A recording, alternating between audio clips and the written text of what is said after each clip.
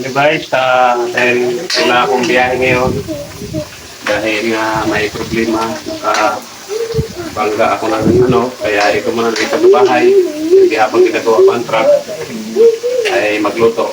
Muna dito ang master chef sa bahay. Magluto pala ako ng upo na with da.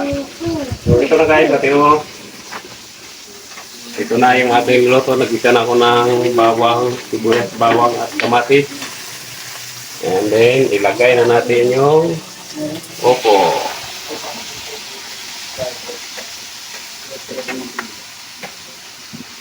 Yan. Tapos, lagyan natin ng konting bagoong. Ay, baka. Ito yung konting bagoong. Video. Ay, Ano, ang dami. Dami ah. dami bagoong. Bitsin. Lagyan na kagad natin para masarap.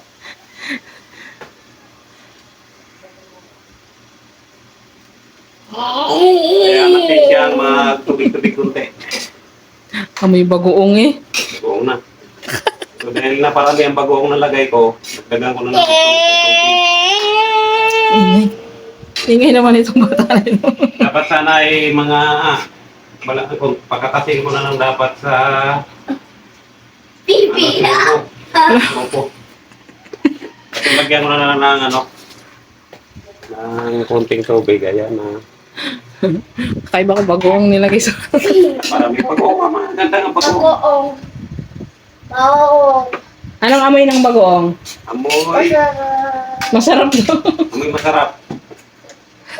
So, palo natin ang Ayun, pakibo. Ayun. palo natin.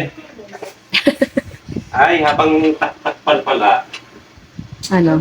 ilagay na natin tong tong tatlong pritong isda para maglasa. Tapos lagyan natin yung sili. Yan. Gitna natin sili. Di mo hiniwa.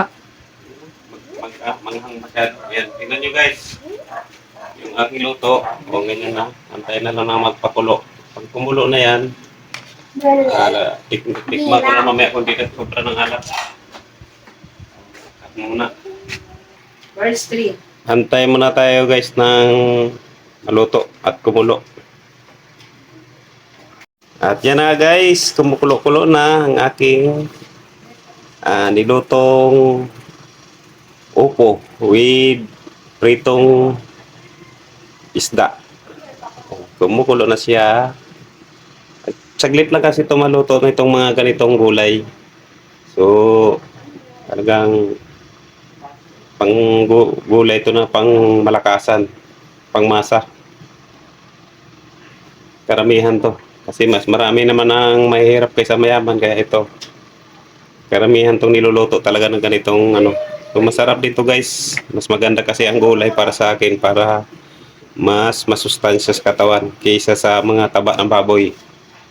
Kumakain naman ako ng baboy pero laman lang, ayaw ko ng taba kasi mabilis makataas ng cholesterol. Kaya gulay-gulay lang tayo para medyo humababa pa ng konti ang buhay. Yan guys, mga ilang na, kulong-kulo na. Mga ilang minuto na to, baka mga 1 to 2 minutes luto na to. At pwede na kaming kumain. So, mayroon pala kami ditong bida. Ayan, bida. Si Gavin Potpot. Apo ko sa Sikan Kasen. Yan. Ayan guys, parang maluluto na yata. At tikman ko muna kung anong lasa nito. Kung okay ng lasa.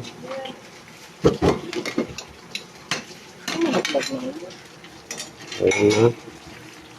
Medyo okay naman luto nito. Kaya medyo half cook lang luto nito. Okay lang din ito.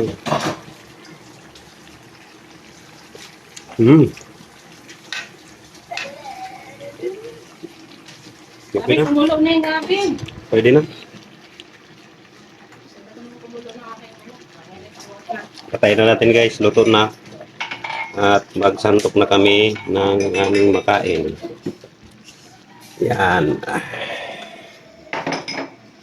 Inis na, ganyan na nga may prito. Nilagyan ko lang ng isang basong tubig kasi ang upo kasi ay nagkakatas talaga ng nagkakaroon ng tubig. Pero mas maganda sana kung mismong katas lang niya ang sabaw. Yun ang gusto ko. Kaso dadabihan ko kasi ng konti ng bagoong kaya lagyan ko na ng isang basong tubig. Milo. Yan guys, dahil tatlo lang naman kami dito, ganyan na yung pagkain namin. Kanya-kanya lang plato, wala nang kung magdagdag, sandok na lang. So yan na ang ulam namin. At itong isa ay tira pa mamayang tanghali. Guys, yung aking apo ay hindi kumakain ng gulay. Isda lang. Tapos nito ay titingnan ko kung maubos. Pag maubos ni Gavin, bibilihan ko pa ng RC yan. May Milo na, may RC pa. Para mabilis lumaki. May pasok ka mamaya, Gavin? May pasok ka mamaya? Pasok ko. Okay. Sige. Grade 1 na ako. Ay, grade Hey. na. Ayos. Marunong ka na ba magbasa?